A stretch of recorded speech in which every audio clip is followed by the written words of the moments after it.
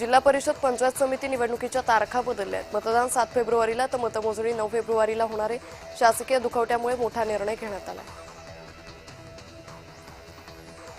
जळगावच्या सराफ बाजारात सोनं आणि चांदीच्या दरानं ऐतिहासिक उसळी घेतली आहे। 24 तासात सोन्याच्या भावात मोठी वाढ झाली। सोन्याचे दर 1,80,000 रुपयांवर पोहोचले। चांदीच्या दरानं 4 लाखांचा आकडा पार केलाय। पुढील काही दिवसात सोने चांदीच्या दरात अजून बदल होण्याची शक्यता आहे। किसान सभेचं लालवादळ अखेर शहापूरला थंडावलंय। गिरीश महाजन यांचे सचिव जाधव आणि नाशिक जिल्ह्याचे जिल्हाधिकारी आयुष प्रसाद यांनी आंदोलकांची भेट घेतली। गावित आणि आंदोलकांना मंत्रालयातील बैठकीबाबतचे तपशील दिले।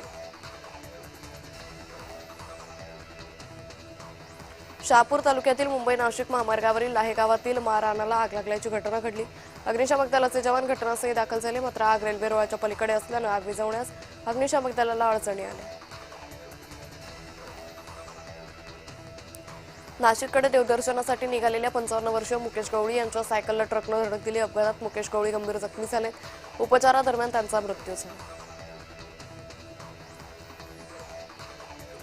पुन्हा एकदा साडेमाडे 3 या सिनेमाचं प्रदर्शन पुढे ढकलण्यात आलंय। उपमुख्यमंत्री अजित पवार यांच्या निधनानंतर हा निर्णय घेण्यात आलाय। अंकुश चौधरी दिग्दर्शित या चित्रपटाचं प्रदर्शन पुढे ढकलण्यात आलंय। सिनेमाच्या टीमनं याविषयी एकही पोस्ट शेअर केली।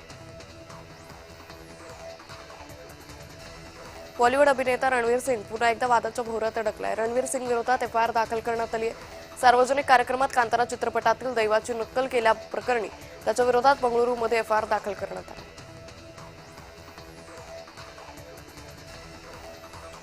डोंबिवलीत डंपरच्या चाकाखाली येऊन महिलेचा जागीच मृत्यू झाला। पोलिसांकडून मिळालेल्या माहितीनुसार नम्रता साळवे अपघातात मृत्यू पावलेल्या महिलेचं नाव आहे, अशी माहिती विष्णुनगर ठाणे महानगरपालिकेच्या पाणीपुरवठा योजनेतील किरवली येथे मुख्य जलवाहिनीमधून पाण्याची गळती होती। ही पाणी गळती बंद करण्याचे तसंच इंदिरानगर पाणीपंपाची साफसफाई करण्याची मोहीम हाती घेण्यात आली आहे। त्यामुळे घोडबंदर पासून किसन नगरपर्यंत शुक्रवारी ठाणे पाणीपुरवठा बंद आहे। सकाळी 9 ते दुपारी 3 वाजेपर्यंत असा 6 तासांचा शटडाऊन घेण्यात येतोय।